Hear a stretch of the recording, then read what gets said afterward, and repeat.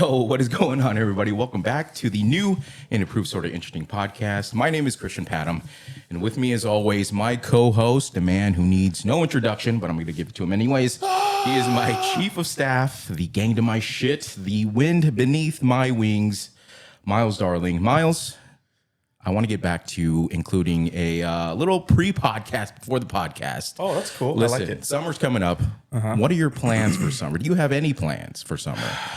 Because during this time, in our heyday, we were Vegas boys back in the day. We were going at least once a year. What a fun time. If we could talk about that one story when we went to that day club.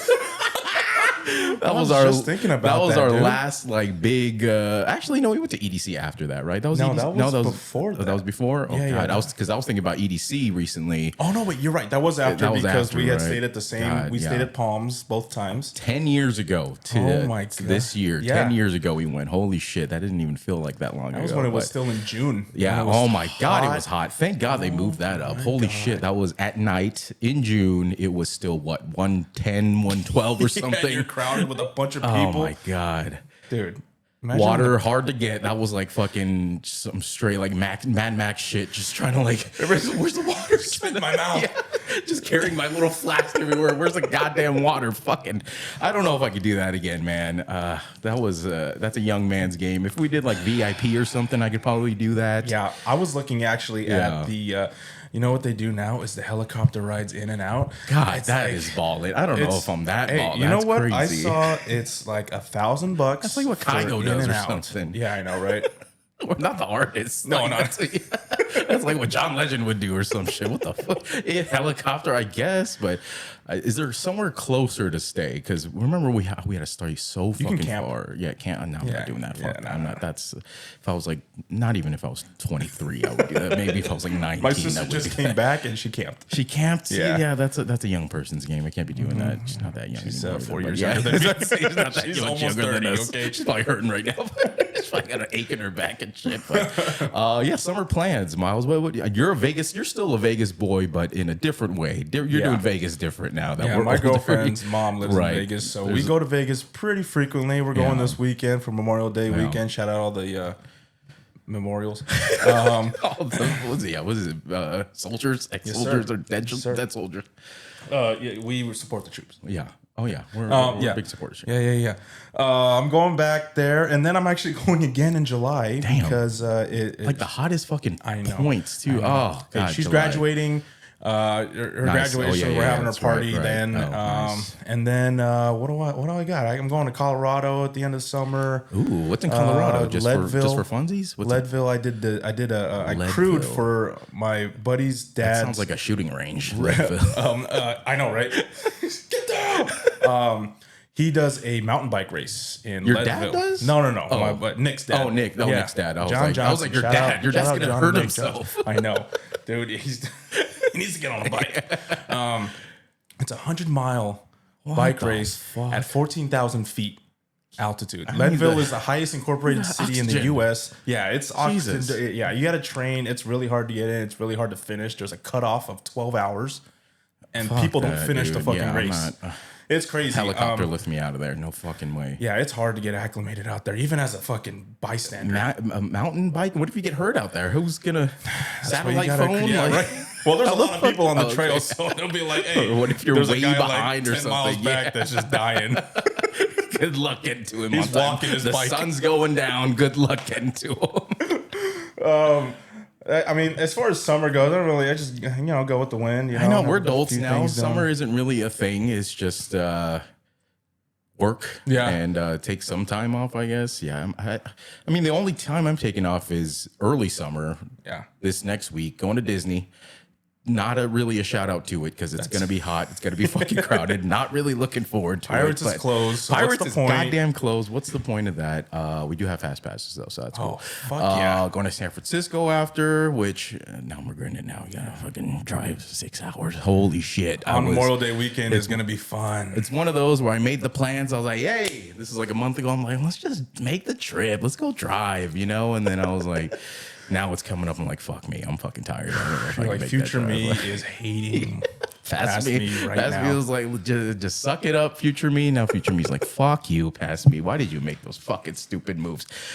Anyways, let's get into... Let me give this to you real quick. I was just thinking about this. Just real quick, one last thing. Yeah. It's been 15 years this summer since we graduated high school. 15? Yeah, I was about to just bring that up. That's when this movie came out. Was I think May or June, like right before we graduated high school. It's 15 fucking years. I know. Shit, we're old, dude. When I was looking at the release date of this movie, I was like, holy shit. We're fucking old, dude. Yeah, man. Quick PSA to everyone. We are temporarily becoming a full-time MCU exclusive podcast, reviewing 41 movies in 41 weeks leading up to the release of Avengers Doomsday coming out December 18th, which leads us to week 11 today. We are going back to Westchester, everyone, with X-Men First Class. And Myles, if the folks out there would like to find our back catalog of our podcast, please tell them where they can find us.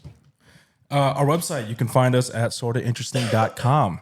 Instagram at Sorta Interesting Podcast. Spotify, Apple Podcasts, anywhere podcasts are available. Just search Sorta Interesting.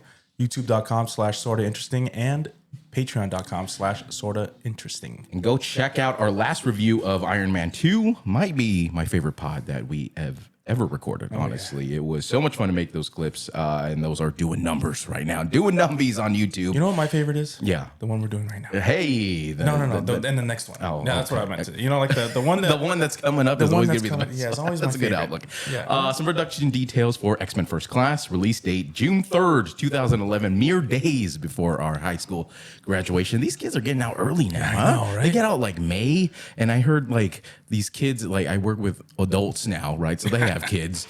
And they're like, yeah, my kid has late start. I'm like, what does that mean? And they're like, oh, yeah, they start at like 9 now and they get off at 5. I'm like, whoa, that doesn't seem like it's teaching these kids to be on time and shit. It sounds like they're giving them a little leeway, but that's pretty crazy. 9 o'clock. Our late start was like 8:20, which was like 30 minutes after our normal time. And we wouldn't get out of school till fucking mid-June. And it was hot as fuck during that time. But these kids got it made in the shade, man.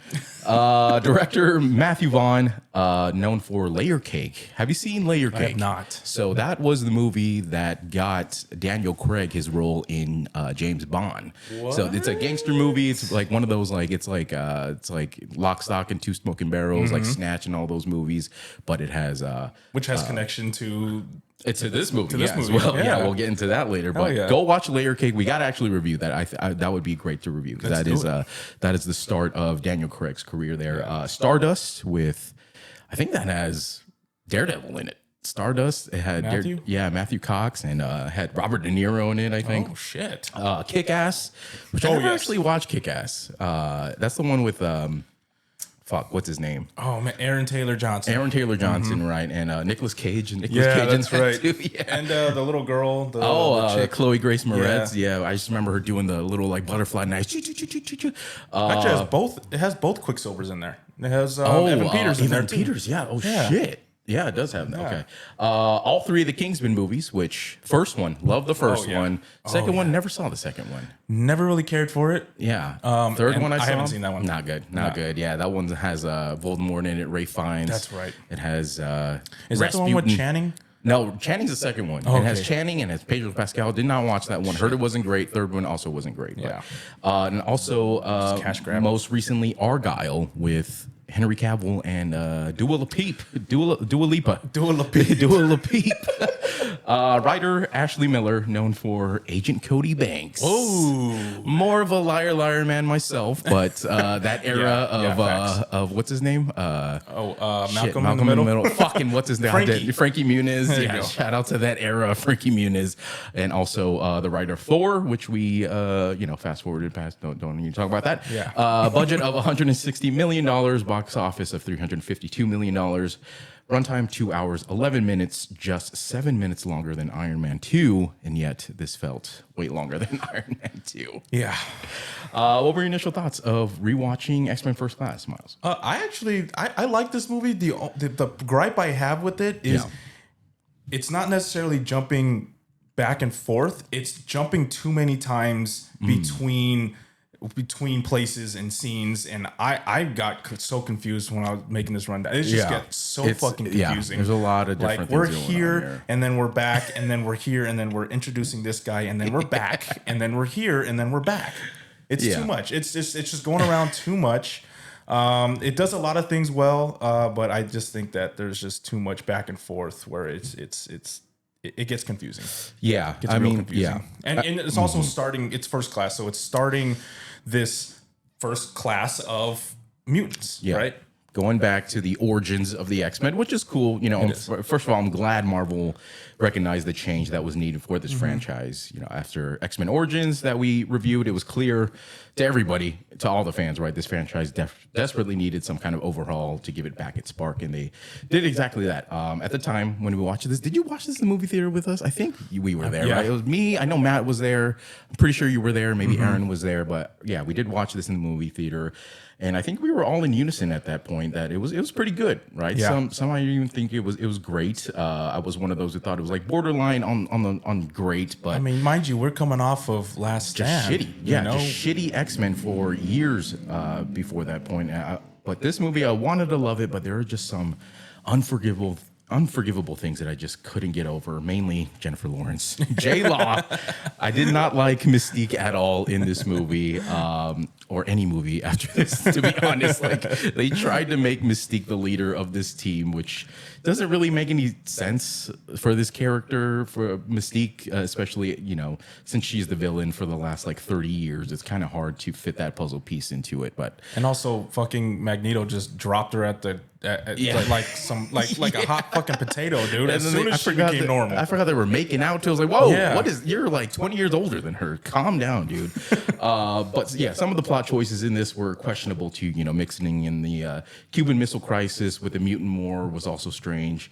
Forgettable, to be honest. All that war stuff, I forgot that was in there. I wasn't a huge fan of that, but there were some great things about this movie, of course. I mean, this is still the reason why it's still relevant today, right? James McAvoy, Michael Fassbender, of course. Great. Who would have thought these characters got perfect casting yet again? Who would have thought it would get better than Ian McKellen and Patrick Stewart? But they did it. They did it again. Yes, they did.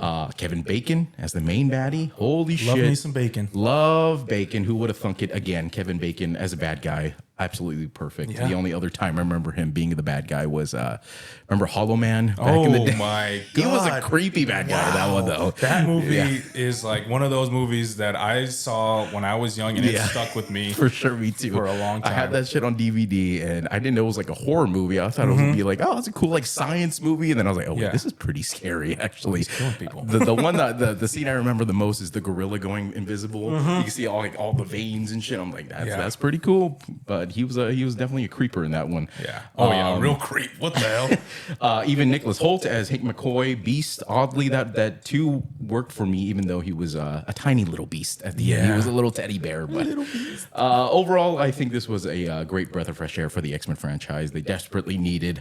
But you know, I don't know if I really need to rewatch it again. We'll see in the future if we get more X-Men movies. Maybe I'll go back to kind of appreciate the old times. But let's get into the plot rundown of X-Men First Class, Myles. Let's do it.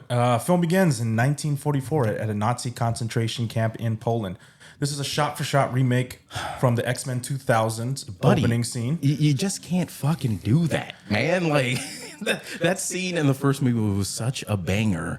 And I was like, after watching this, I forgot he did that. I was like, who the fuck do you think you are, Matthew Vaughn? I think like, to help tie this together, to help reinvent and then also push that, like leave it in the dust. Yeah. We had to have something that tied us back, so that way we could get, because this is the origin story. This is the origin. So we have to go back. They have to kind of show it. I would have appreciated a little more originality here, because they literally just like superimpose modern day actors on top of like the old footage, which I was like, it was pretty seamlessly done. But watching it, back to back almost, X-Men 1 and then this movie, I'm like, oh, I could definitely see the same scene going on. But yeah, they spliced it in. It does have it's a little rough around the edges. I was a little angry at this, and then Kevin Bacon shows up, and I'm like, wait a minute, I'm good now.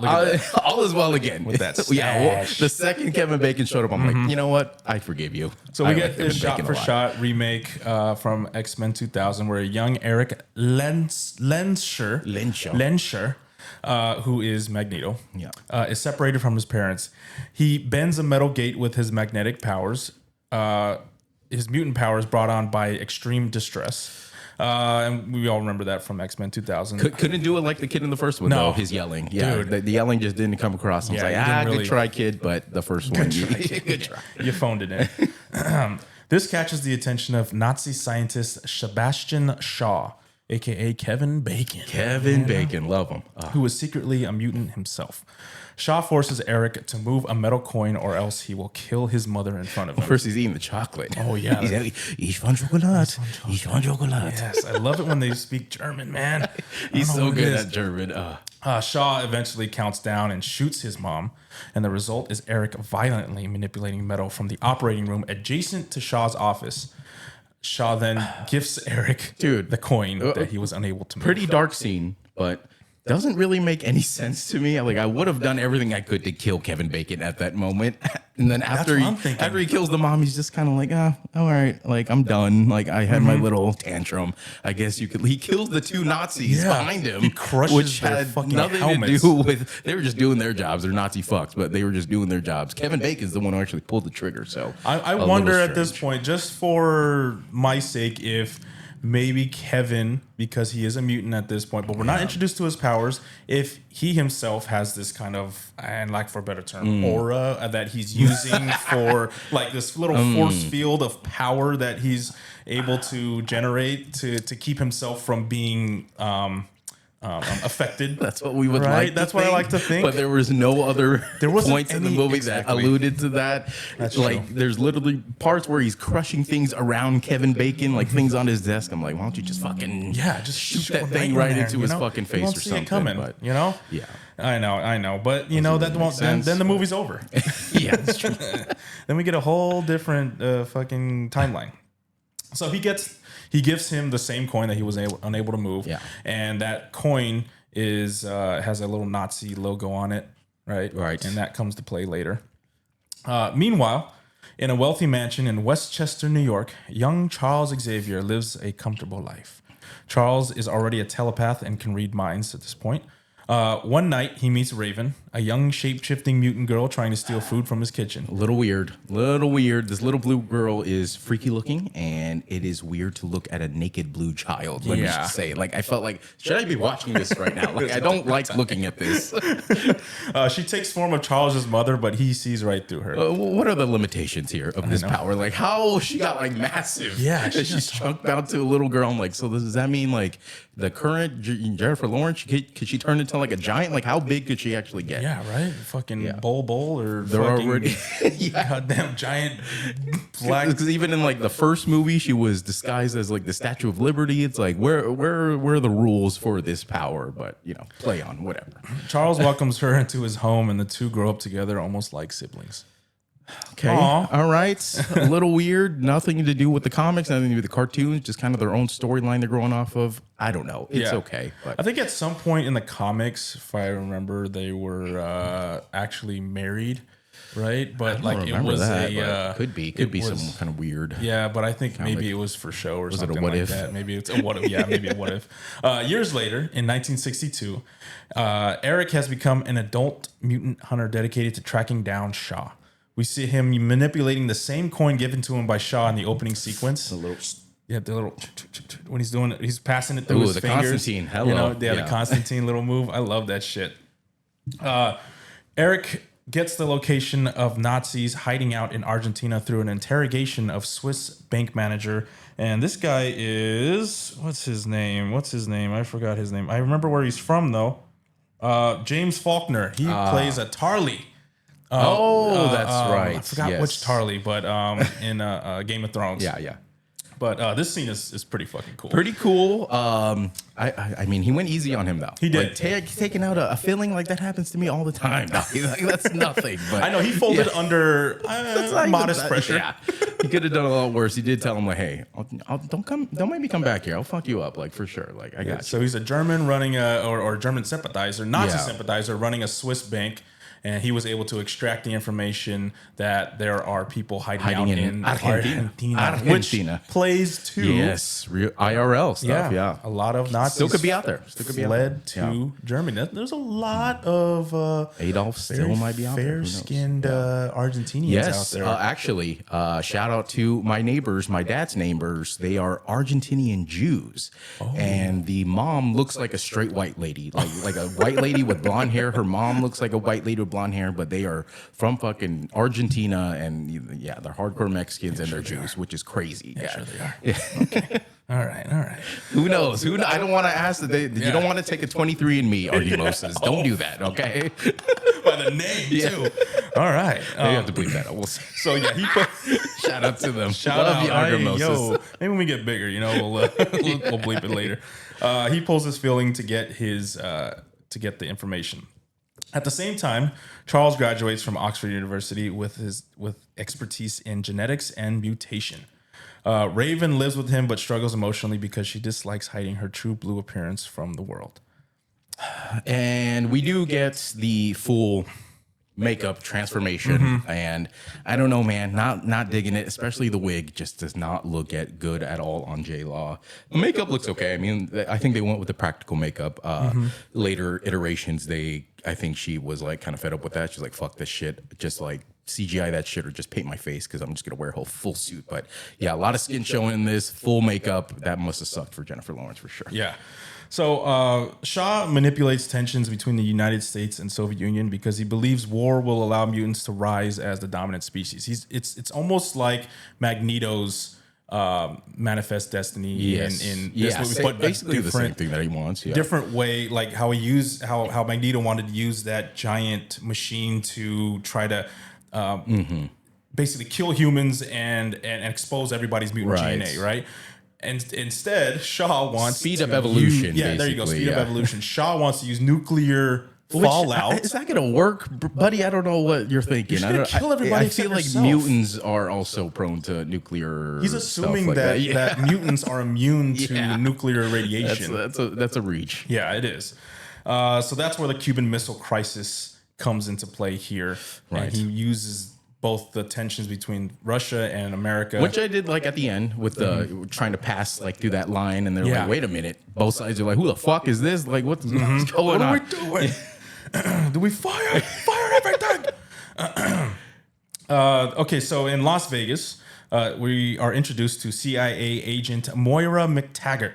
Shout out to Rose Byrne. And shout out to the colonel that they're following. That's the same military guy from fucking Transformers. The bogeys out in the weeds, 500 yards, not squawking. Glenn Morshower is his name. 4900X, something's not right. He loves playing military guys. He has the best military voice ever. He That's does. why. He also plays, he plays another military guy in Agents of S.H.I.E.L.D.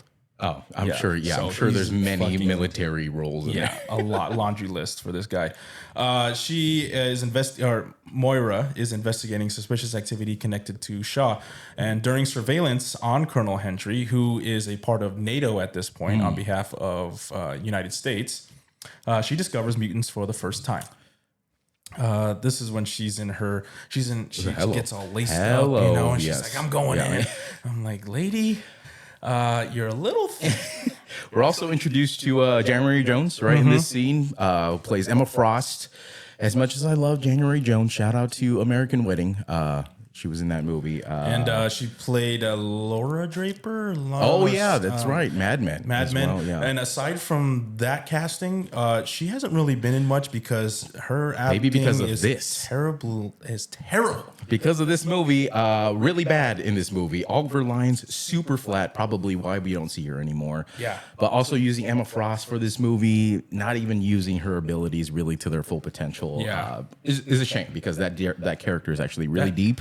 It is. And she deserves a lot better. Yeah, than that. Not only is she a telepath, she has this diamond skin that she's able to reflect bullets. She's able to render herself like shielded from telepathic abilities like Charles Xavier's. Also has deep ties to the X-Men. She joined the X-Men at some point, had love stories with Cyclops, so she's deep in the X-Men lore, but yeah, just didn't get the justice she deserves. Yeah, they're 0 for 2 on Emma Frost in this in X-Men. Oh my god, yeah, this is basically on par with the other Emma Frost that we saw. Not as great, but the CGI is a little better just because of what they had to, practically what they had to do, but I just didn't do it justice. Boobies out the entire time. Holy shit, Jesus! Even in the cold. Is that what she has to offer? That's fucked up. Yeah, that's a little minimalist. But Riptide also, I think we're introduced to such a dope ass name, dude. Yeah. Riptide.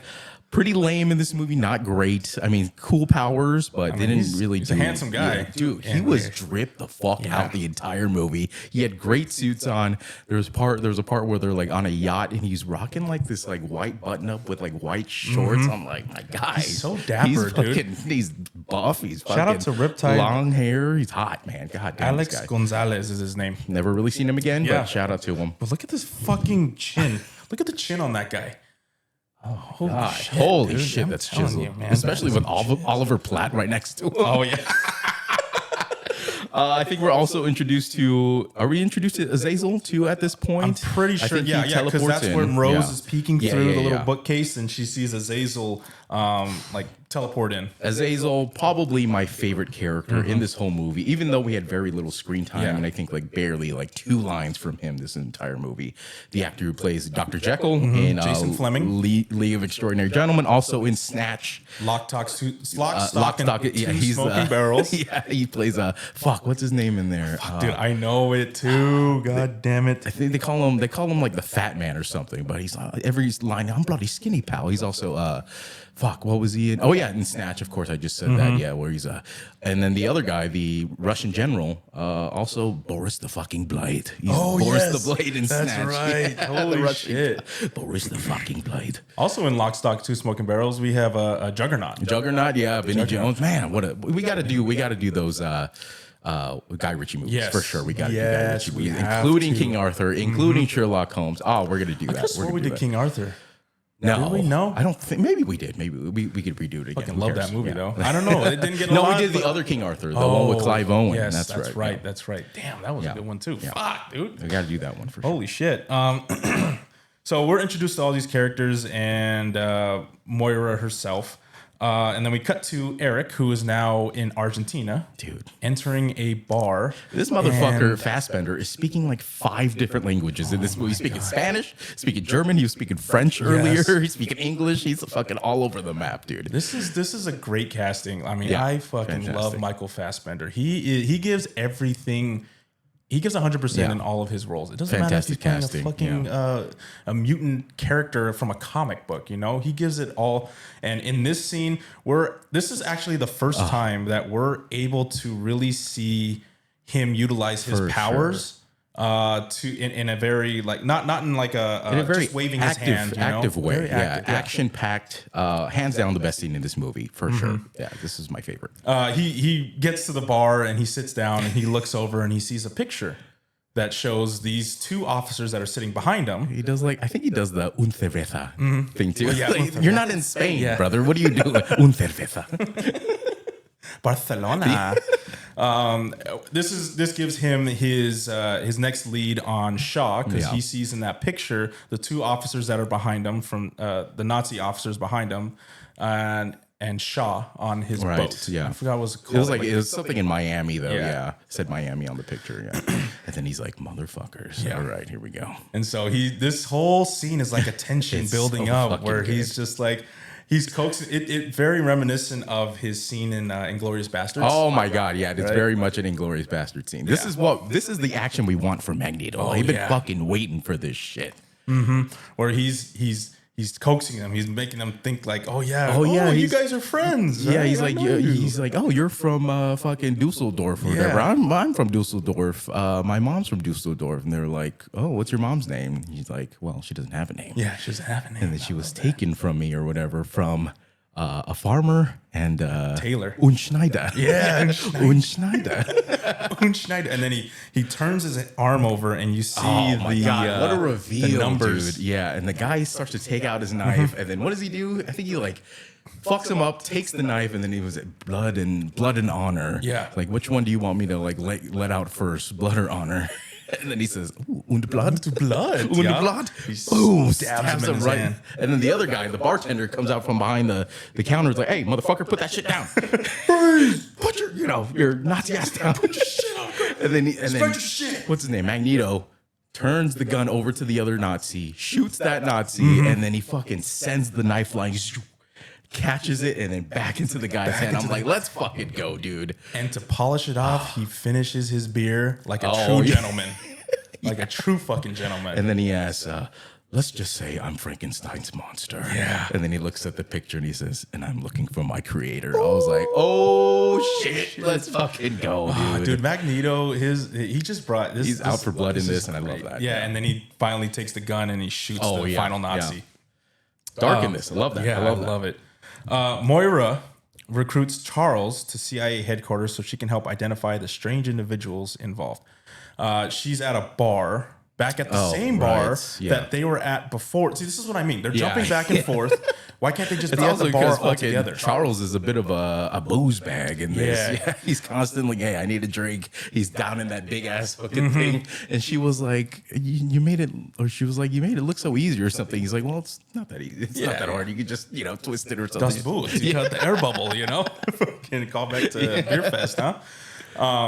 No, I liked how they immediately jumped to that scene where he's downing the beer in a party scene where Magneto is doing his. Is doing his. Charles is just fucking around out there. Yeah. This just really shows like the back and forth, the difference in how they grew up and their backgrounds. I thought that was neat. So Moira's recruiting him because she knows that he is well versed in genetics and mutations. Right. Doesn't know he's a mutant yet. No, she doesn't know this. So he ends up reading her mind and sees all the shit that she just saw. And I like that effect. I like that better than what they did with the other X-Men movies, where you could see their face, but like all their memories and stuff like around them. I'm like, oh, that's a good effect. I like that. And we have this very like, I mean, when he touches his temple, that's when he's using his power. He holds his fingers so stiff too. He doesn't like this. Like, I'm like, God damn, he's really acting his ass off. Jesus, he's not even phoning in the fingers to the temple. Cut to Colonel Hendry meeting Shaw on his boat, the same boat that we saw in the picture. Fuck out this guy. Yeah, dude, this is that part where he's in all white. He's got his nice sungies on, and he's on his boat. And this scene was actually, there was a deleted scene before where he was meeting with all these Cuban officials on this boat.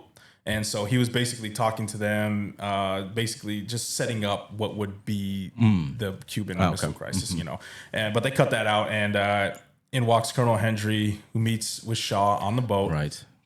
And we get to witness Shaw's powers for the first time.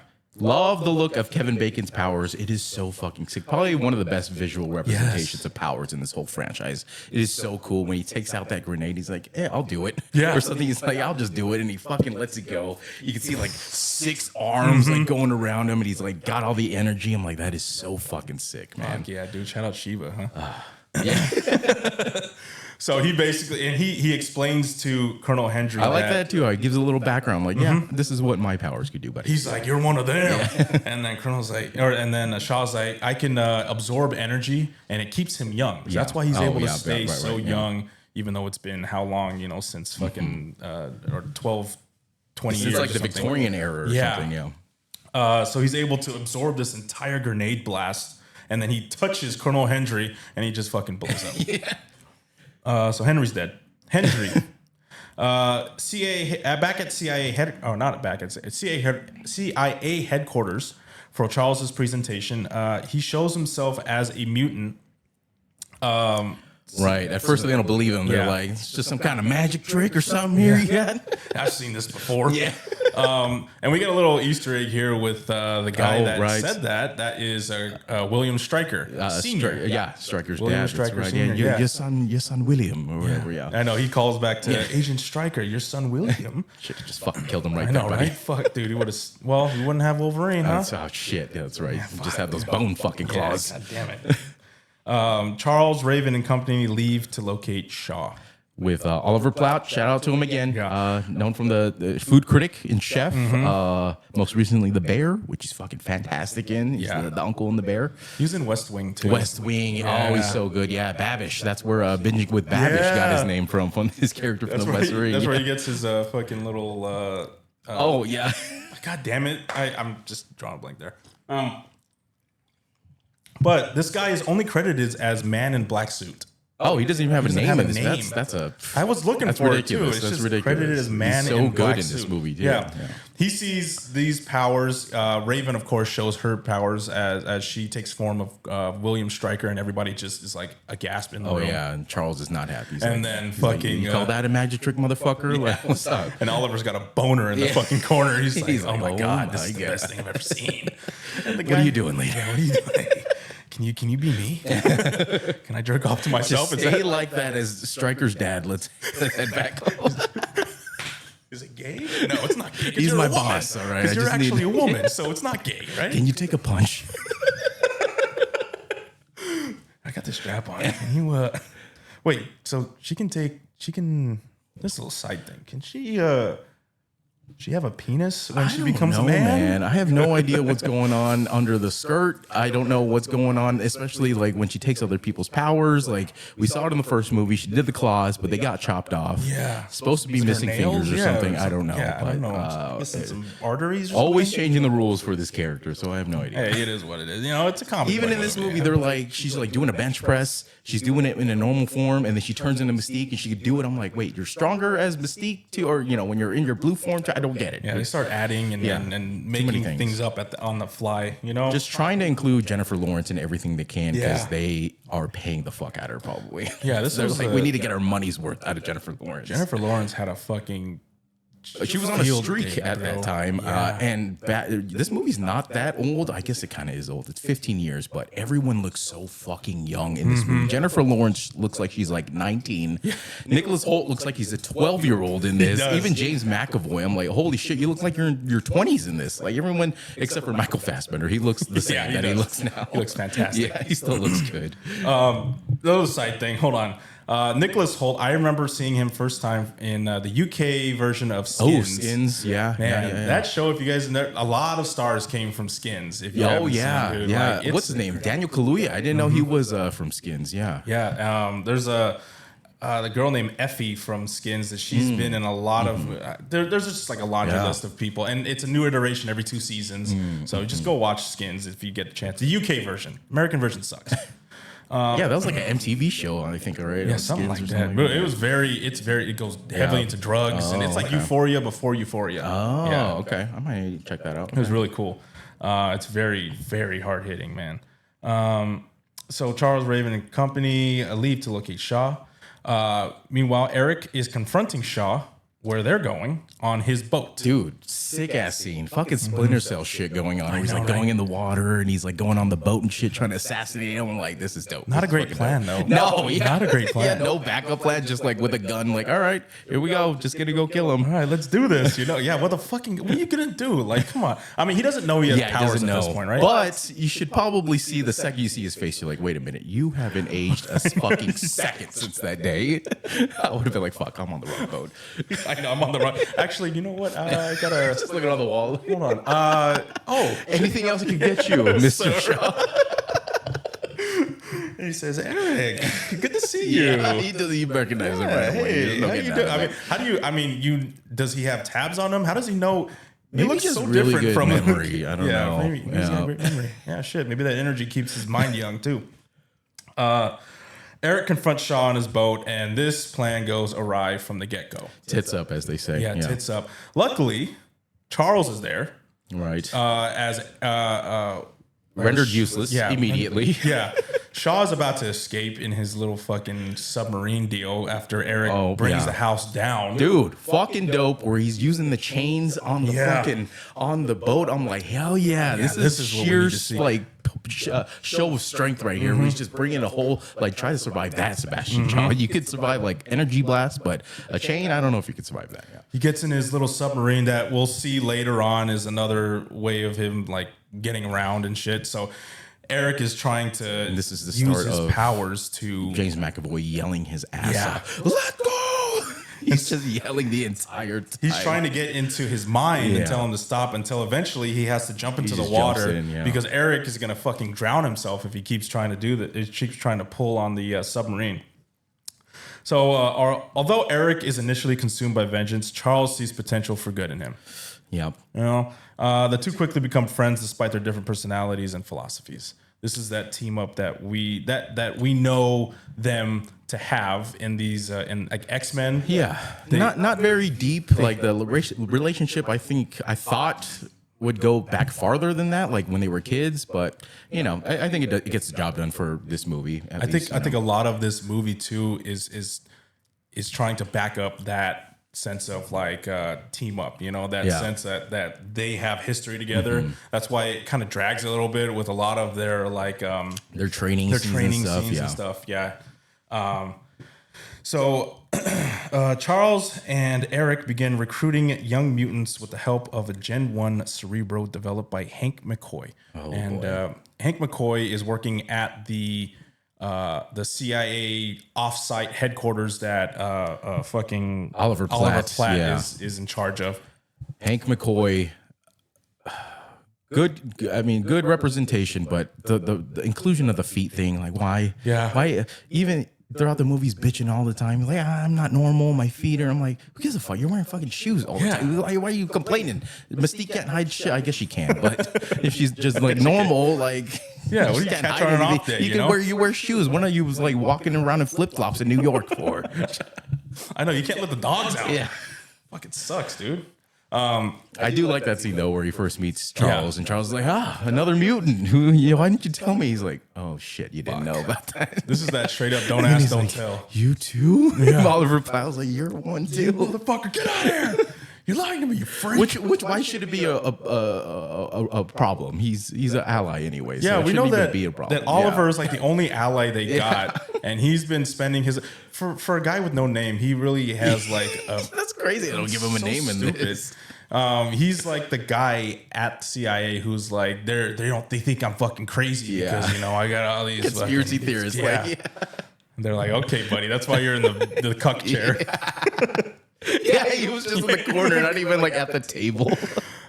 So he uses the Gen 1 Cerebro to locate mutants, just like he does in X-Men. Yeah. But this is a very crude version. This version reminds me a lot of like the in what's it called, Black Mirror, where that surgeon had the thing on his head to feel everything that the which makes sense later too when when he died. Anyway, they use it to gather several gifted individuals, mutants. Oh Jesus! First and foremost, Hank McCoy, a brilliant scientist with ape-like feet and agility.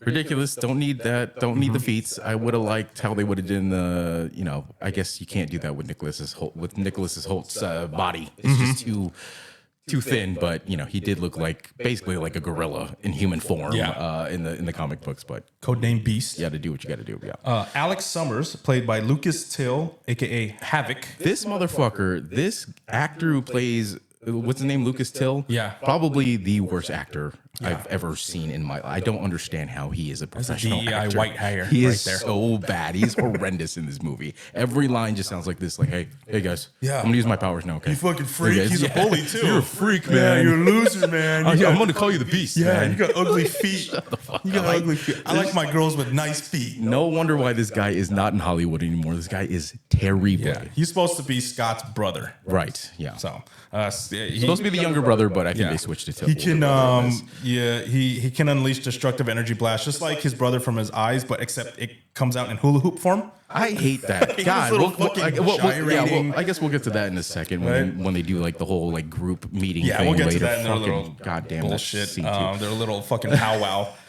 Sean Cassidy, who plays Banshee, who can generate sonic screams. Lewis from Breaking Bad. Yes. I'm here to pick up Flynn. That guy. Such a dickhead face on him. I don't know what it is about him. I just want to fucking, just one of these. He just looks like a little dickhead.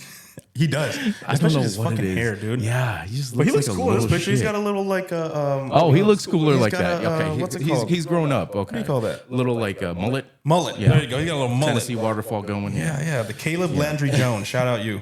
Armando Munoz, who plays Darwin. Darwin. Nice teeth. God, the nicest teeth I've ever seen. Holy shit, they're perfect teeth. That's what you got. Huh? That's what you got. He doesn't really last long in this movie. But the same guy who was in Superman, who was it not Mr. Wonderful, Mr. Terrific, same actor. Yeah. Well, I'm glad that he got his due diligence because they killed. He didn't do shit. They didn't do shit. Honestly, what are you gonna do with that power though? Yeah. Like, He has the power what are you gonna to do? adapt to survive any environment, and I mean, we get to see that in For like 2 seconds. One thing, yeah. Angel Salvador, Lord played by have mercy. Zoe Kravitz, who can fly and spit acidic projectiles. She was the hottest person in this movie, I think, but the worst power and the worst character in this whole thing. Absolute shit character. Like, who gives a fuck about those little ass wings? When they're doing their recruiting and they go to see her at the strip club or whatever, there was a deleted scene where they're both sitting on the little love seat. Weird. And they're trying to get her to like join their group. Yeah. There's a deleted scene where Charles makes her see Eric in a dress. Or as like the power, as like a power, and like and it's just like a little funny like thing, and he's sitting there in a dress with a little fucking. That's like some Harry Potter shit or something, huh? Yeah, he doesn't. I guess that's better than what we got because that was a little creepy when she was like, it's gonna be double for you both. I'm like, so you're just gonna dance around these two dudes sitting next to each other with boners in their pants? Like that is the worst idea ever. These are the guys at the strip club that are like, I can take you away from all this. Like I don't want to be sitting next to a buddy with a boner. That's like no fun at all. I've been to a strip club maybe a couple times. One time I went with family, which is weird. Like cousins and an uncle. Weird. That's so weird getting a lap dance when my cousins are looking at me getting a lap dance. Like, do you guys have are you hard right now? You got bones in your pockets right now. Like, You're hard right now. I If don't you're not want to hard, see that's your a waste of money. I don't want to see your creepy ass horny faces, man. Like, I still got to see you at the fucking family party next week. I don't want to have this vision of you horned up in the club, man. It's just I got that Jack Nicholson like yeah. I'm like, man, this is not for me. Strip clubs are not for me. It's just like looking at pictures of food when you're hungry. Like this does nothing for me. You're paying someone to dry hump. Yeah. Come on. Oh my God. Yeah. God damn it. Strip clubs just not my thing. We got VR now. Yeah. Raven, who joins the team fully, we already know what she can do, and then we get a little Wolverine cameo. Good cameo. Liked it. Yeah. They walk into a bar and they introduce themselves, and he promptly says, "Go fuck yourself." Go fuck yourself. And this is a PG-13 movie, so this is the only one. Yeah. And somehow his hair looked better in this movie than it did for like the first 3 movies altogether. I'm like, how come he didn't have that hair before? He looked perfect. They learned from Origins. Yeah. Okay, so that's the crew who they recruited. The recruits begin training together at the CIA facility. Oh, Jesus. Eric focuses on helping them embrace their abilities rather than fear them, while Charles teaches them control and discipline. Right. Which is cool. Which is cool because we never see Professor X teach him how to use powers in the other movies. Like he is the professor, but we see him teaching fucking physics and shit. Like nobody gives a fuck about that. But we never actually seen him teach them like how to use their powers, which is great. I like all this when we go out and fuck shit up. Yeah. When we get to use our shit. Which also like brings me to this point, like, how does he know like how Havoc's powers work and how he can, train them to like aim it better? Like, you don't know anything about that. I'm sure he's just the biggest fucking like. He's just a nerd about that stuff. Always, no, I'm sure he's just in their heads. Oh, okay. That makes more sense. And just watching their play-by-play, he's like, damn, dude. So you masturbated the first time when you were 12 to a picture. Let's use that again. To a picture of Richard Nixon, you fucking freak. Good for him. Weirdo. During this time, Hank develops a serum hoping to suppress mutant appearances because he is disgusted with his feet, apparently.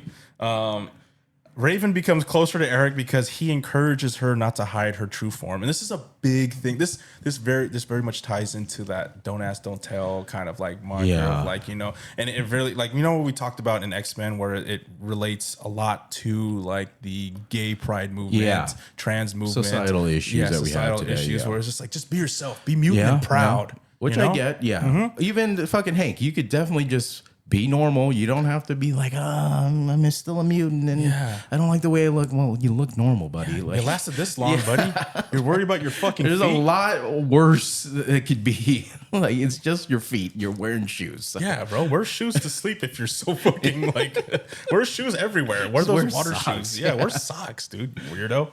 And then Charles and Eric develop a deep friendship, though their views on humanity slowly begin to differ. Great scene between them two where he's trying to like get him to move the satellite. Well, the first time. Yeah, the first this is later. So the first training thing where he's like, all right, go ahead and shoot me right in the head. I'm like, Jesus. Like the first, He's like, you sure about this? I can't do it. I can't, man. This is crazy. I can't fucking do it. Because Eric is basing this off of like, okay, trauma and pure like just adrenaline He's rush just going off is of straight something anger. that I need to develop my powers into something more. He's than going they are. full like Sith with it. Yeah. And then Charles later like teaches him. He's like, hey man, you gotta have you gotta have a balance. You know, I do like the whole philosophy between the serenity and I think like anger or whatever. Like right in between there, that's the sweet spot. Right? Yeah, Like that's where you have both emotions going full high, and then you could use your abilities way better like that. I like that. Sith versus Jedi. Some I like Sith that. shit, man. Shit, man. Shaw plans to meet with a senior Russian official at a retreat in Russia. And this guy, we're not. That's the guy, Boris the Blade. We are not. He doesn't have. He's just Russian general. I'm not even going to fucking try to pronounce his name. Raid. Oh God, Roddy. I just know him. I just know him from Mission Impossible 2. Oh my God, the Chimera virus. Holy shit, that is him. Oh my God, I forgot. That's the fucking Chimera virus guy. Yeah. He said, "You keep calling me this." Oh yeah, what's his name? Ethan. You keep calling me Ethan. Or no, not Ethan. It was like a different name. Yeah, it was like Alejandro or something. Like a weird name. But I'm not. That's where he had that weird, creepy smile that whole time he's on the plane. He's like, hey. You should have killed me. Oh, we'll do Mission Impossible. We got to. Okay, so at this retreat in Russia, Charles, Eric, and Moira go to intercept. And we get this little scene where they come into they meet this roadblock before they actually get to where the Russian retreat is. And Eric Charles uses his mind fucking control thing to make it look like nobody's there, and they get in and they're scouting, and they're there to meet Shaw because he's supposed to meet with this Russian general. But only Emma is present. Make it. Yeah, he couldn't make it. He's off doing something else, and we'll figure that. We'll realize that right after this. Only Emma is present, so they decide to interrogate her instead and learn of Shaw's plan to use the missile crisis to spark nuclear war. Which she gives up pretty easily, too. I'm like, you're Diamond. Like, crushing the throat should be nothing. Like, try to crush Diamond, that doesn't make any sense. How did they tackle her in that form? Because, like, that hurts, right? Yeah. Trying to tackle a whole Diamond. And then they use it. I like the part where they walk into the room first, and he's like, just like, and what's her face? Emma is like just sitting on the bed. She's on this chair, like pathetic, and he's thinking that he's making out with her. I mean, but in reality, when they were filming this scene, he actually got to do that. Yeah, he did. I saw that. I was like, whoa, this actor, he probably cut. Hold on. You gotta do that again. Sorry, my pants were a little tight. You know, I need to. Can I do this with no pants? Chimera virus? Yeah, Chimera virus. Can I actually? I think this would be better if I didn't have clothes on. Both of us. So they interrogate her and they learn of Shaw's plan. So yeah, that's where they had like the kind of like flash forward of what would happen, right? Where they do like the nuclear blast and they're like at the White House and shit. Yeah, I'm like, that is a lot going on there. And she's like, how about that? You like that? Huh? Like that's some good stuff. You know, I'm just along for the ride. You know, he gives good dick, I guess. Like, no, that is not great. This plan because you don't know what radiation is going to do for everybody. So all the while, Shaw has a plan of his own, and he learned of where they're holding these mutants at, these new young mutants at the CIA training facility. That's right. Yes, yeah. I don't. How did he get that info though? I don't remember. Trying to remember. He just kind of shows up. He just shows up. So Azazel and Riptide easily Fuck overpowered the me. What human a guards, fucking dude. show from Azazel. Holy shit, dude. His teleporting poof thing where with the black and like the red smoke. Yes. Oh my God, it's so dope. The way Azazel looks, And too. he is fucking these dudes up. He has like that. He has a cool sword, and he has like another sword that's like a little like I don't know, like a forearm thing, dude. Oh, dude, it's so sick. And he uses his tail as a dagger as well. And that part where he's like holding that guy in front of him with his tail for that other guy to shoot. I'm like, let's fucking go, dude. He's basically just cheating. He's taking these people, he's teleporting them up in the sky and just dropping them. Which I love because we're never gonna see Nightcrawler ever do anything like that, right? He's a hero, so he can't just be killing people. So finally, we get to see someone who could teleport, who's fucking these people up. A little trivia fact here. So Azazel is the modern Hebrew word for hell, which corresponds with the character's devilish appearance. Ooh. So shout out to that makeup job. He looks so fucking cool. A little too red, but I think it's all good. Hey. I enjoyed it. Yeah. Because the suit with the black suit on the red. Oh my God, it's so good. And Azazel too. Trivia fact. Go ahead, do it. Although they barely interact during this movie, and in fact are antagonists through most of it, according to Marvel Comics canon, Azazel and Mystique eventually have a child together, Kurt Wagner, aka Nightcrawler. Hell yeah. Azazel's getting some, you know what I'm saying? You know what I'm saying? I'm trying to see what that. I'm trying to see what that thing like. So Azazel and Riptide just fucking create cyclones and shit goes flying. Still in the suit. Still in a great suit. They're dapper down, bro. They probably learned from. Well, that is how they all look in the comic books because they are all from Hellfire Club. Yeah, Hellfire Club is all from the Victorian era, so they still wear their Victorian era like suits and stuff. So interesting. I think it's a little callback to that. I didn't see any trivia about that, but I'm pretty sure it's a callback. Yeah. The Hellfire Club too is that immediate callback to the comics of that group of bad guys. Shaw invites the young mutants to join him, arguing that humans will always fear and betray mutants. I mean, he's not wrong. I think also that part when when Shaw kind of just goes off on his own, he infiltrates and all those soldiers start fucking shooting at him, and he just zoop, zoop, zoop, like the fucking the twins in the Matrix and shit. They just zoop, zoop, zoop. Or that guy in Dodgeball with the hip hop guys where he just zoop. They're just like using their moves to dodge and shit. Like, that's what Kevin Bacon was doing, but like super fast, and he had all the bullets and shit. Really cool. Yeah, that shit was cool. We get to see him showcase his powers. Yeah, which is pretty cool. Angel Salvador, the fucking traitor, dude. Fucking traitor, bitch.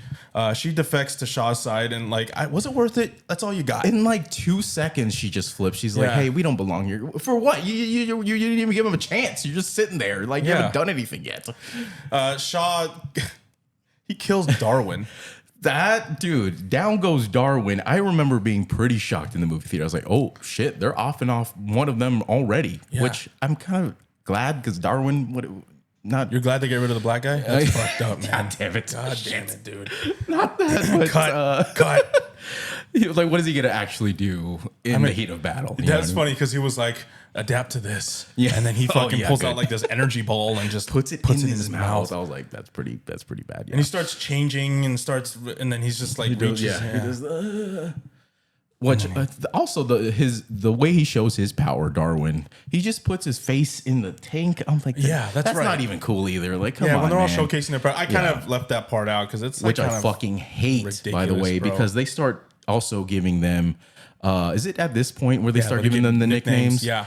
Lord have mercy. Hate that scene so fucking much. Everybody so except bad. Hank gets a nickname until later, right? When he's changed. And then Jennifer Lawrence being the leader, the mean girl of all this, she's like, Havoc, you have to call him Havoc from now on. I was like, oh my God. And you should be Professor X and you should be Magneto. I was like, what is this, like a fucking YA novel? Like, why are you talking like this? Like, this doesn't make any sense. And the fact that Magneto uses that at the end too, it's like, oh, we could have had a better little like terrible origin story for these names. Fucking hated that so much. The surviving mutants escape with Charles and Eric to Charles's mansion. Right. At the mansion, the mutants continue their training more seriously. Right, this is where we get the more serious training montage. You know, when this Rocky music starts playing and shit, and we start. Not for Beast though. Beast literally takes his shoes off, does one lap, and then Charles pats him on the back. Good job, buddy. Yeah. Good training. You're session. fast. You're good. Yeah, That's take it. your That's all shoes you off. need. That's your power. You got to release. Run around the track once. You're good, buddy. Like the fucking kicker for an NFL team. Do your one lap and get to kicking. You're in. Eric helps Alex control his powers by focusing energy through a special device. So that the device that Charles came up with to like focus his concentrates blast, all that blast, which he needed, you know, allowing him to fire concentrated blast. And Sean learns to fly using. His I enjoyed that sonic stuff. screams. That was funny because he just fucking pushed him off. He's like, "Fuck it, you gotta learn somehow, buddy." That's what they do, bro. They just kick the. You gotta fly or die, right? The team slowly gains confidence and begin to work together as a team. Hank, at this point, is secretly developing that serum, right? And he ends up actually using it. Himself. First he wants to present that he tries to woo Mystique. First of all, Nicholas Hoult in this gets in. What gets him to the dance with Mystique is being a nice guy, right? He's like, hey, you know, I'm kind of this nerdy guy. I'm not really talking about your mutation. I like you the way you are. Nice guy. And then eventually he's just too nice of a guy where he's like, it's kind of like a fault where she's kind of turned off by it. She's like, we don't need this. You know what I mean? Like, you live by the sword, you die by the sword, nice guys. So this is a lesson to you all. Don't be too nice, okay? You can be nice, but there's a point where it's like they're not gonna like that when you're just too passive. You gotta stand for something. And she wants someone who's gonna stand for fucking something like Magneto. Yeah, that's why. Ever since Magneto came in and started like telling her, "Hey, you look good the way you are." Yeah. Isn't that a Bruno Mars song or something? Yeah. He starts singing to her and shit, and she's already got that in her mind. She's like, "Damn, I chose the wrong dude." So Hank, he tries to get Raven. He makes 2 serums, and he was like, "Here."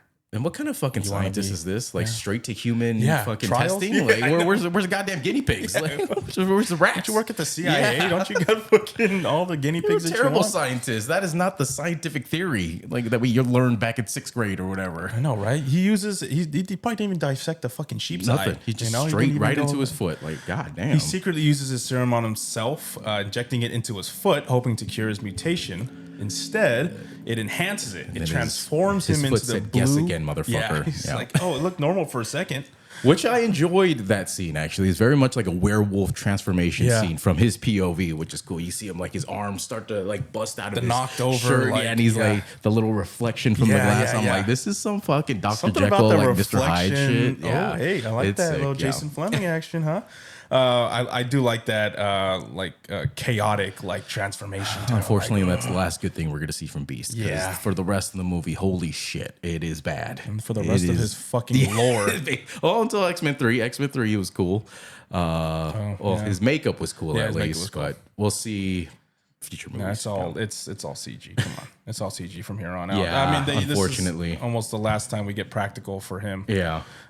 He turns into the blue fur-covered beast. Yeah. And this is where he gets his name from, but Havoc gives it to him later on. But you look pretty cool, man. You look like we're gonna call you Beast. Man. I'm like, god damn it, man. Is this guy retarded? Shut up. And all of a sudden, Mystique is back. Is like, hey, you're fucking hot, man. It's like, fuck you. Yeah, you just wrote me off last night. Fuck off. Yeah, you bitch. He choked the wrong person. Shouldn't have choked Magneto. Should have choked Mystique out. God damn it.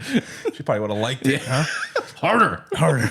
Raven becomes upset because Hank tried to fix himself instead of accepting who he was. Magneto happy for him. Hey, you never look better, pal. And he just fucking, bitch, don't you fucking make fun of me or whatever. He's like, I wasn't making fun of you, man. It's for real. I think you're a gorgeous individual. I think you're beautiful. If anything, you should be choking, someone who rejected you last night, who was in my bed last night. Right. Hey, that's what I'm getting at. So we got Raven trying to woo immediately after. She's trying to woo Magneto. Oh, yeah, Jesus. she's in his bed. And this is where we get that perfection. The birth of a meme. One of my favorite memes of all time. Still relevant today. But I know I want the real Mystique or the real Raven. I want to see the real Raven. And then we get a little cameo from Rebecca Romaine. Oh yeah, I forgot about that. I was like, she still got it. She's like, how about that? I like that little callback there because it's like, oh, okay, so now homage. A little homage because he says, I want someone. You're a little too young, maybe in a few years, and so she changes to Rebecca, who would be that didn't older. stop him in like 2 seconds, right? motherfucker. And then I know, right? And then he says the real Raven, and then she changes to her blue self. And he says perfection. Birth of a fucking incredible meme still lives on to this day. That's probably the biggest legacy from that movie is that meme. Yep. And then he takes advantage of her. Yeah, what are you doing, dude? He starts like getting into bed with her, making out with her. I was like, come on, man. She's like 20 years younger than you. This Relax. is like this is what they call this is that teacher-student shit that's been what going is that? on recently, man. What is that term? Grooming. That's what that's called. That is grooming. That is 101 grooming right there. God damn it.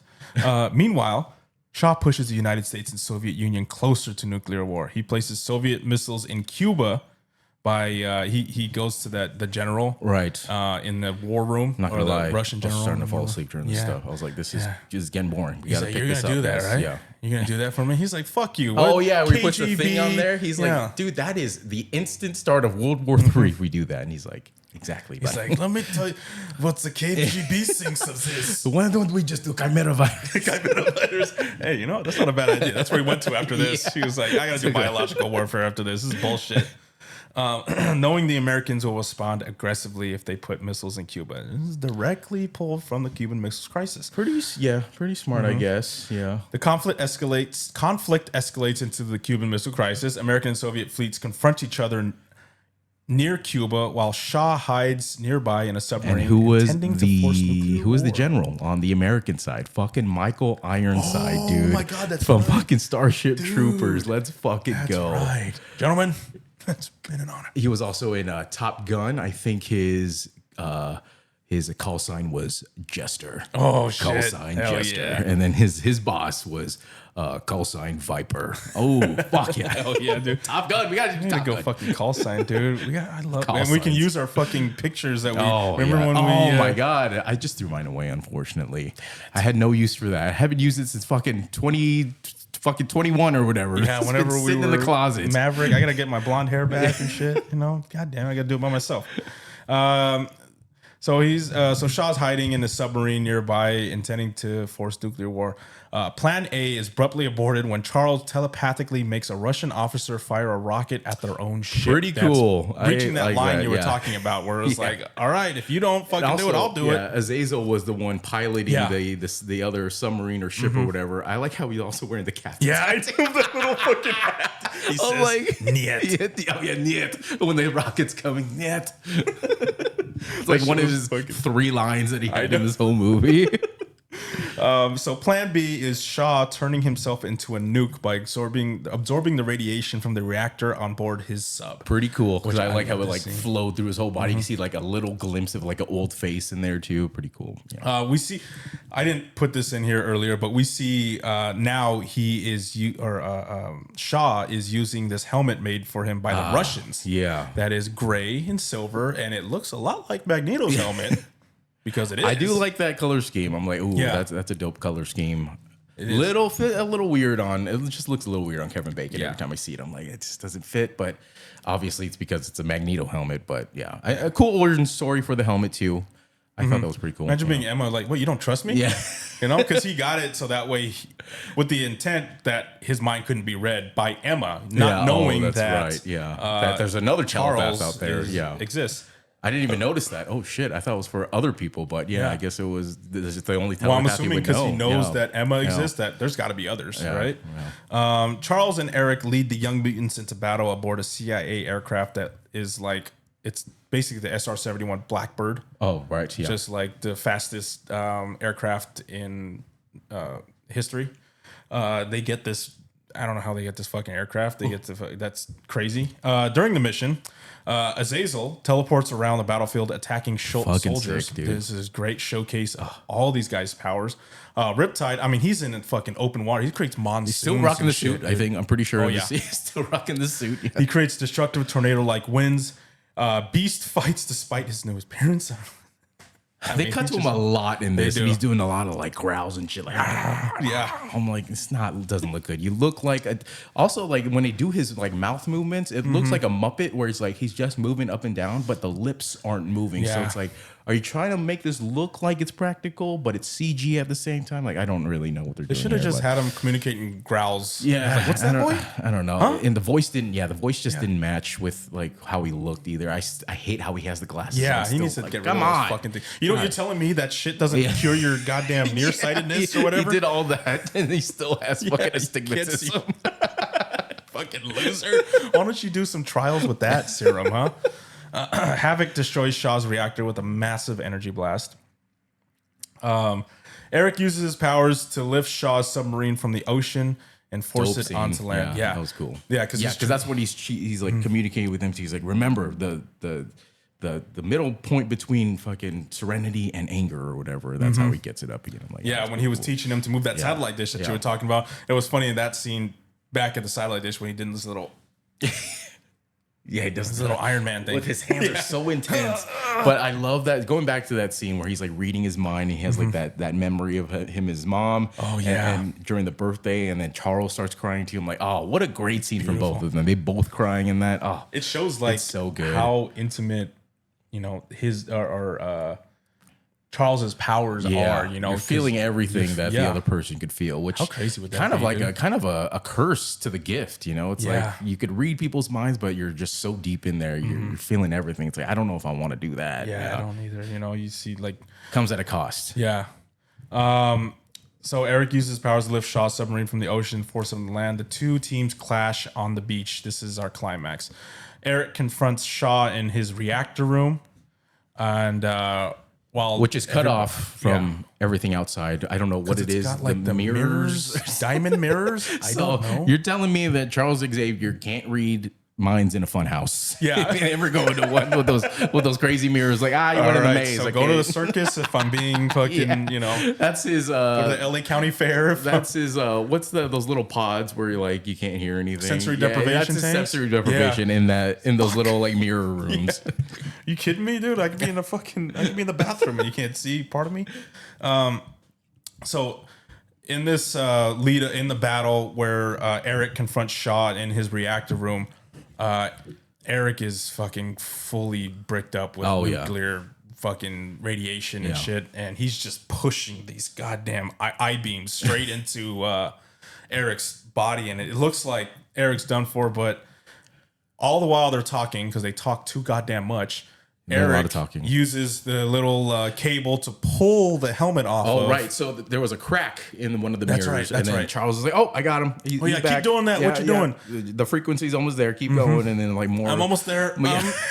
More of the mirrors get destroyed. He's like, I got him. Just got to get that helmet off. I can't read his mind. And then also Eric does admit at this point, he's like, everything I am right now, everything I've ever become is because of you. I'll give you that. And then I forgot what he says, but I got to fucking do this shit. Yeah. He even says, like, I even agree with you. Like, everything you're trying to do, like, I'm on your side, but you got to fucking die. He says one thing. He says, well, you killed my mom, though. Yeah, so I got to fucking kill you now. So Charles freezes Shaw telepathically so Eric can confront him.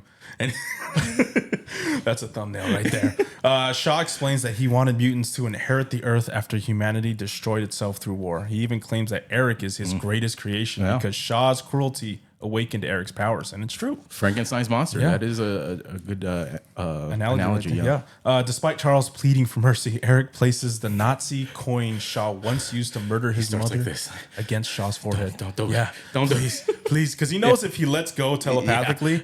Then Shaw's probably gonna kill him. Yeah, Shaw has so much fucking raw power that he could just fucking push him away and just probably just detonate right there. Good guy, Charles. I mean, I probably would have let go and be like, fuck this shit. Yeah, fuck this, let's go.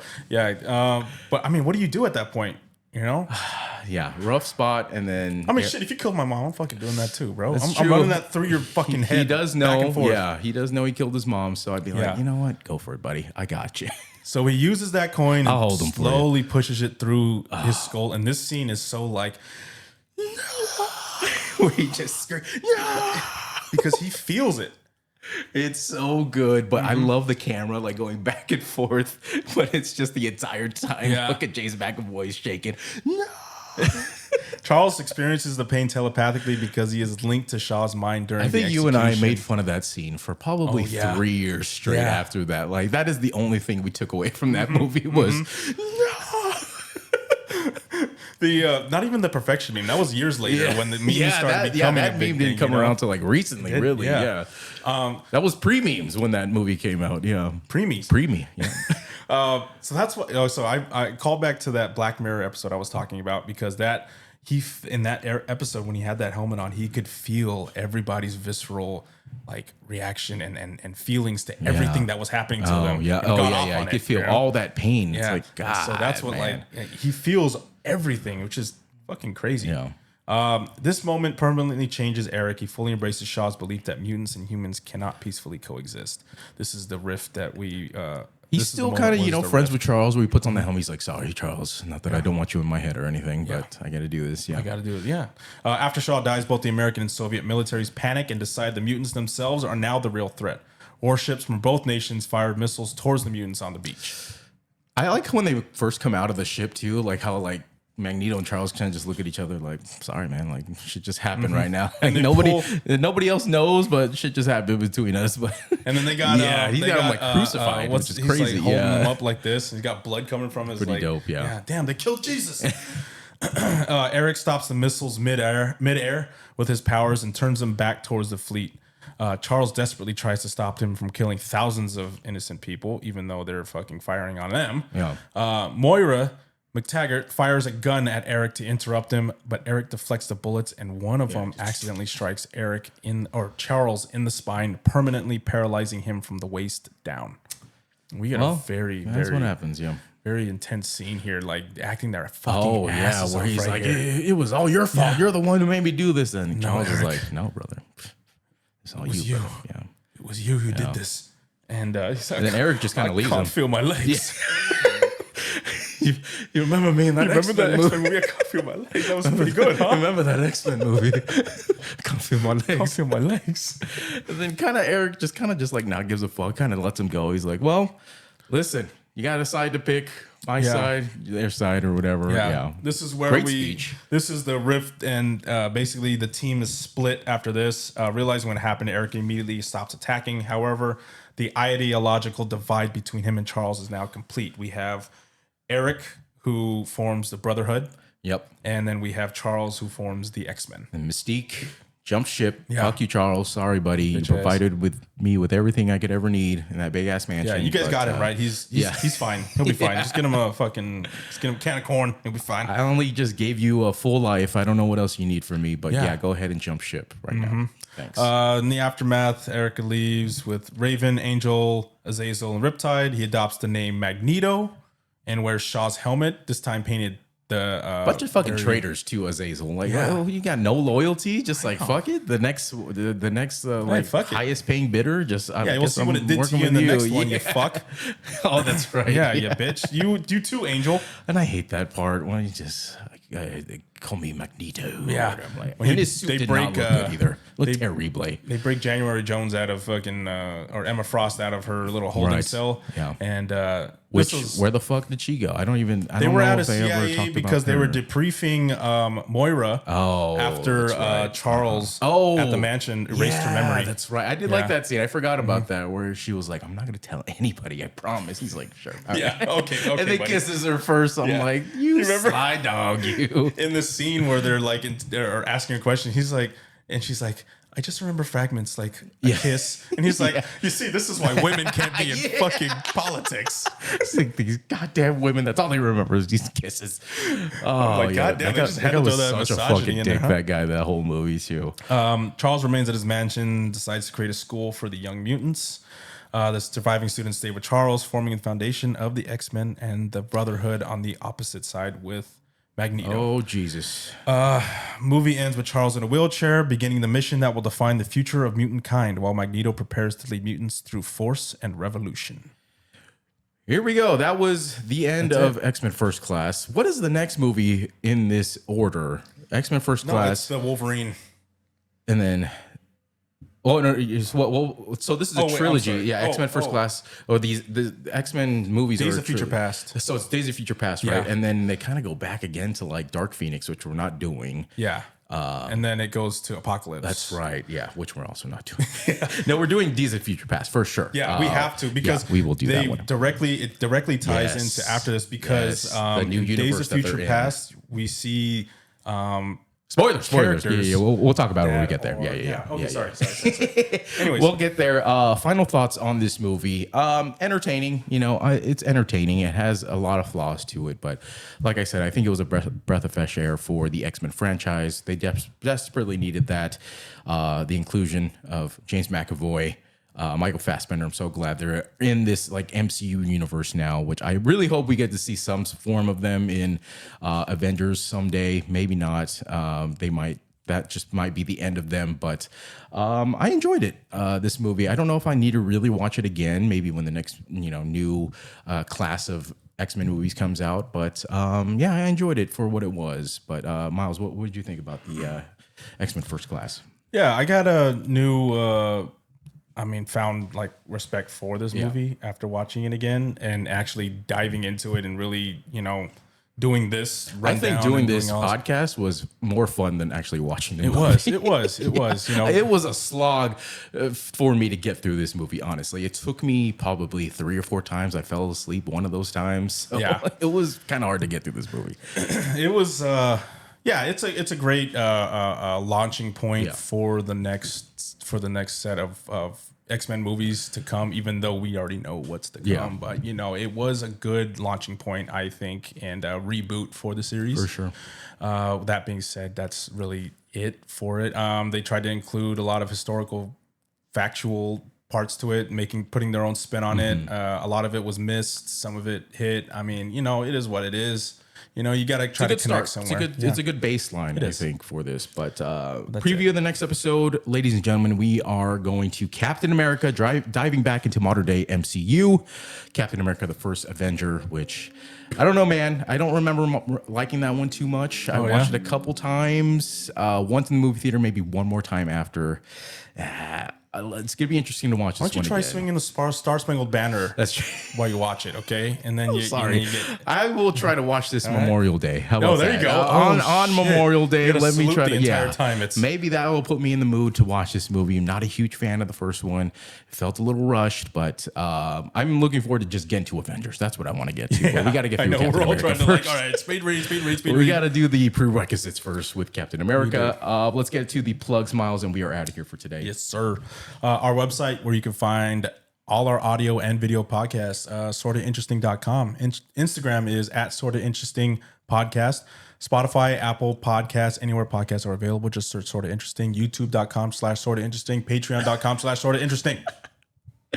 And that is it, folks. Thank you for joining us for X-Men First Class. We will see you next week for Captain America. Peace. Love you.